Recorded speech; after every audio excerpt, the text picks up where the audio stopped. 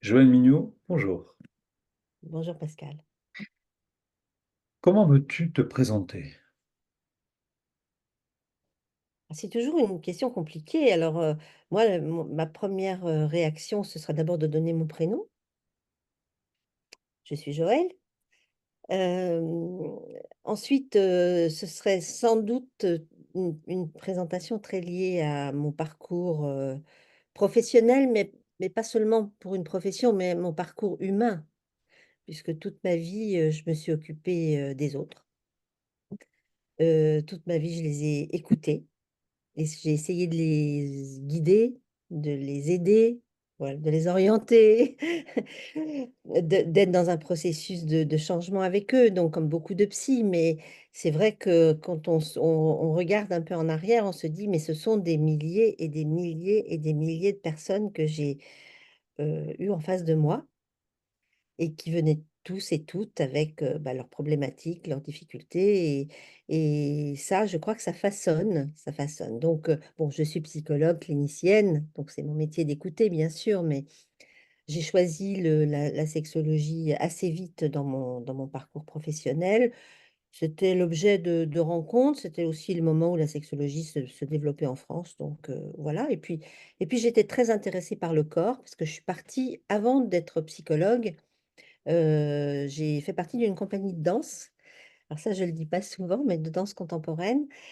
Et ça a été quand même, je pense, un jalon très, très important qui m'a très vite orientée vers les études de psy, que j'ai fait très jeune. Mais j'ai fait ces études en étant mère de famille, en ayant une famille, en élevant des enfants. C'est important aussi, ça. C'est-à-dire que j'étais déjà dans la vie de responsabilité quand j'ai fait mes études.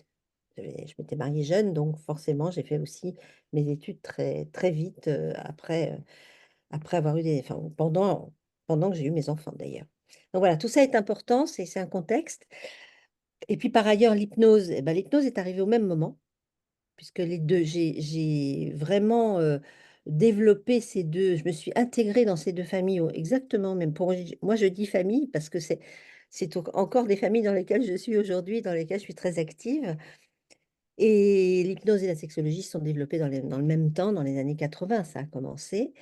Voilà, donc pour moi, ça a été mes deux grandes voies, avec la base de psy, et puis une base très, très, très forte de psychanalyse, et que je ne renie pas, et que je ne veux pas renier. Parce que pour moi, ça a été, probablement d'ailleurs depuis ce que j'ai fait en classe de terminale pour passer mon bac, c'est là où on abordait la psychanalyse très tôt, hein, finalement. Je me souviens très bien des cours de l'époque. Et voilà, et c'est comme ça que j'ai à la fois abordé la psychanalyse et la philosophie, puisque j'ai fait un bac philo. Et ça a été ce sont mes deux socles. Et puis après, il y a mes deux familles. Voilà un petit peu. Et puis la famille du corps aussi, quand même, qui a été très importante. Donc je rajouterai quand même cette famille-là. Et la famille Voilà, du corps en mouvement, le puisque corps tu en es dans mouvement. la Ouais, danse. ouais. D'ailleurs, Ouais. mon premier mémoire, tout premier mémoire, ça a été l'art du mouvement. Alors, je crois que c'était l'art du mouvement en sexologie, il me semble. J'avais fait un mémoire là-dessus. Enfin, c'était. Voilà, donc c'est vraiment parti du mouvement au départ. Donc Mais le c'est ça, mouvement ça. corporel, c'est aussi le mouvement psychique, hein.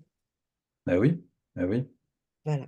Donc tu évoques ce moment-là. Est-ce que tu as envie de parler de quelqu'un dans ces moments-là, dans ces rencontres, quelqu'un qui pour toi reste très présent, que tu évoques souvent, auquel tu penses? Alors, j'ai eu la chance dans tout ce parcours de faire évidemment des rencontres exceptionnelles. Et moi, il y a plusieurs personnes auxquelles j'ai pensé quand tu m'as proposé cette question. J'ai eu la chance d'abord de rencontrer des grands psychanalystes. J'ai rencontré Serge Lebovici, Joyce McDougall, etc., donc avec qui j'ai travaillé.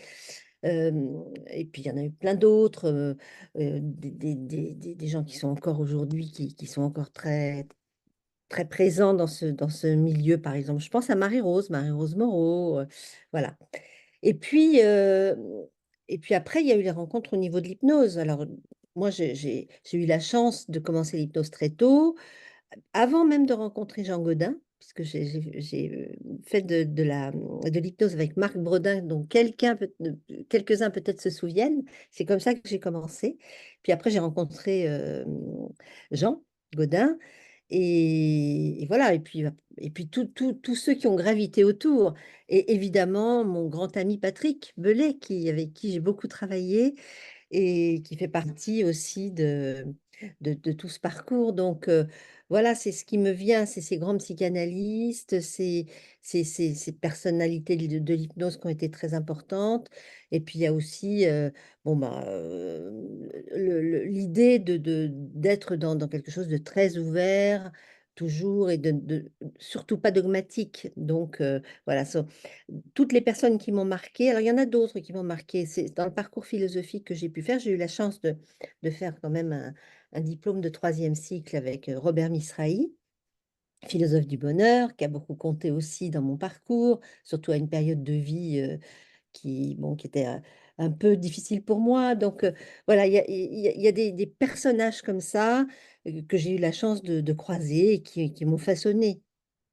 Donc, je crois qu'on se façonne au fil du temps. Alors, c'est beaucoup d'hommes, tout ça. Alors, je me suis dit après, quelles sont les femmes aussi qui ont été importantes? Et les femmes qui ont été importantes, ce serait plus des femmes qui sont dans ma famille. Je pense par exemple à ma grand-mère, je pense à des amis très proches, euh, dont je ne dirai les noms ici parce qu'elles sont encore là, tout près, tout proche de moi. Mais voilà, donc mes amitiés aussi féminines sont très constructives et très fortes. Voilà, en gros. Donc c'est un ensemble en fait, hein, c'est pas une personne. Est-ce que tu as des pensées pour des hommes ou des femmes politiques qui t'ont fait Ah, changer dans ton là, approche là, sur le droit humain? Oui. c'est une question piège, enfin piège parce que je n'y avais pas pensé. Bon, évidemment, celle qui vient en premier, c'est Simone Veil, hein, ça c'est évident, c'est la femme qui... J'ai eu la chance de la rencontrer en plus, et j'ai eu aussi la chance de rencontrer Françoise Giroud. Donc, ce sont quand même des personnalités qui ont marqué une époque, mais qui ont marqué aussi la liberté des femmes, le féminisme, et voilà, donc ce sont les deux grandes personnalités, entre guillemets, politiques qui me viennent là maintenant, mais peut-être qu'en y réfléchissant, il y en aurait peut-être d'autres. Est-ce que tu as un souvenir d'une séance d'hypnose, peut-être une de tes premières séances, ou un geste ou quelque chose oui, qui t'a porté, qui t'a fait du bien? Alors, j'y ai réfléchi, ça c'était une question très difficile parce que je me suis souvenue, alors ce qui m'est venu comme ça spontanément, c'est deux choses. C'est une séance que j'ai vécue dans un voyage que nous avions fait, tout un groupe, on était partis aux États-Unis rencontrer des chamans dans le cadre d'un voyage sur l'hypnose. C'était dans les années 83-84, donc c'est très très ancien. Et j'avais fait on avait rencontré une chamane, on a fait une séance de groupe et elle nous avait fait faire une régression en âge.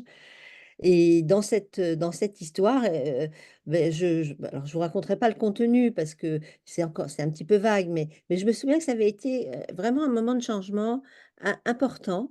Je me sens encore allongée par terre parce c'était l'époque où tout le monde s'allongeait par terre et puis on faisait des séances comme ça. Voilà, c'était assez amusant. Et voilà, donc je me souviens de ça. Je me souviens pas de son nom d'ailleurs. Et puis l'autre souvenir qui est plus un souvenir, onirique, c'est un souvenir de rêve qui a été, très, très marquant dans mon parcours de psy, au tout début où j'ai commencé mes études de psy, et qui a été la recherche d'un livre dans un train. J'avais perdu un livre dans un train. Le livre, c'était le Laplanche et Pontalis que tout le monde connaît. Et j'allais à la recherche de ce livre et je finissais par remonter le train en arrière. C'était très intéressant ce rêve. Vous voyez, je vous dis des choses très intimes, mais je m'en souviens encore. Alors, tu vois, quand tu parles de ce livre, moi, c'est le livre qui m'a donné envie de lire la psychanalyse. Parce que c'est Voilà. écrit comme un dictionnaire aventure. Oui, C'est oui, c'est passionnant. ça. C'est passionnant.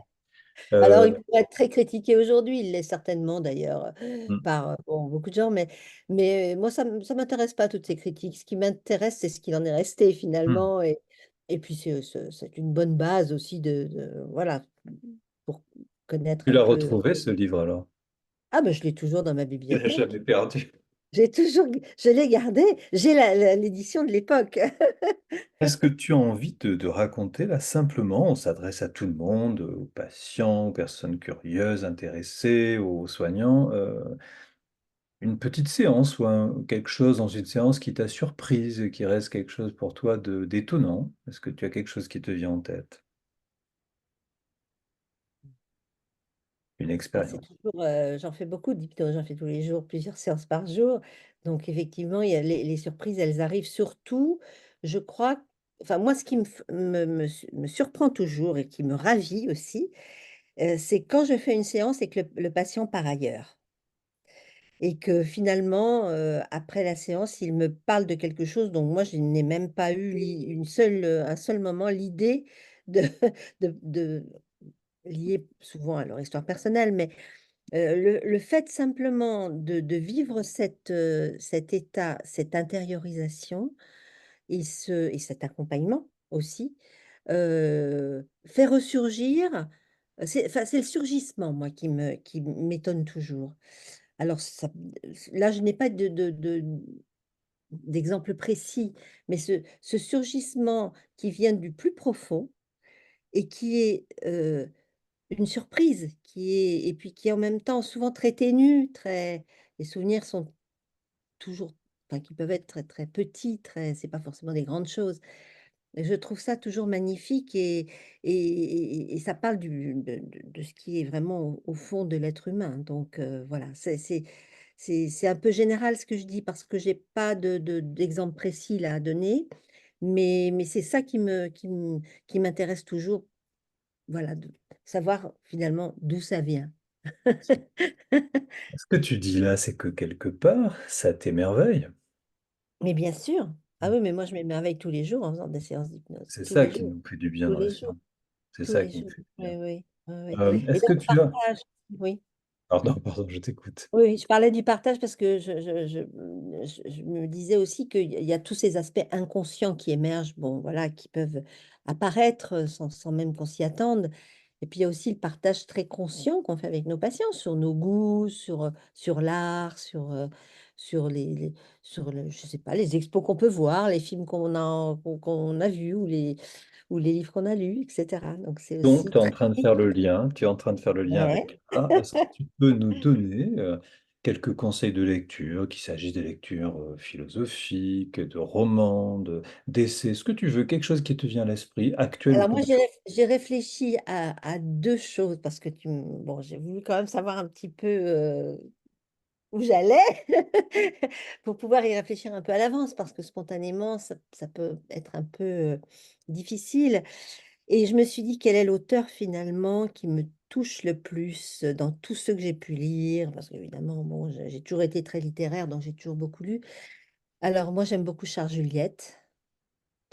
Alors Charles Juliette, il est peut-être peu connu du grand public, mais c'est un poète vivant, hein, parce qu'il est né en 1935, je crois, et il a écrit un livre qui s'appelle Lambeaux, qui est l'histoire de sa mère, enfin de ses 2 mères d'ailleurs, et c'est une histoire qui me touche personnellement parce que c'est une histoire qui me renvoie moi à une histoire, très personnelle, j'ai envie de dire, enfin voilà, je ne vais pas rentrer trop dans les détails, mais c'est voilà, et puis, Charles Juliette, il est aussi poète et il a écrit, un journal et notamment la dernière partie de son journal qui s'appelle Gratitude, que je vous engage à lire. C'est vraiment quelqu'un qui va au plus profond et qui est toujours à la recherche du vrai et du juste. Voilà, Charles Juliette et puis, alors le deuxième L la deuxième œuvre dont je voulais parler, qui est beaucoup plus récente, c'est Perfect Day, pardon, qui est donc le dernier film de Wim Wenders et qui raconte l'histoire d'un homme, qui nettoie les toilettes à Tokyo. Ça, c'est le bon, ça fait partie du film, mais c'est peut-être pas l'essentiel du film, mais qui, relate, le quotidien, d'un homme simple et qui s'arrête sur, chaque moment de sa vie avec une acuité et une simplicité qui est vraiment extrêmement touchante. Donc d'ailleurs les deux, enfin, c'est deux choses très très différentes, mais je crois que ces deux œuvres, enfin, l'œuvre de Charles Juliette et puis ce film, euh, sont vraiment, comment dirais-je, l'essence même de notre, enfin, me ramènent vraiment à l'essence même de notre travail, c'est-à-dire la quête de la vérité, mais pas de la vérité qui tombe du ciel, de chaque vérité, de notre vérité, d'aller chercher au plus profond de soi qui nous sommes en fait.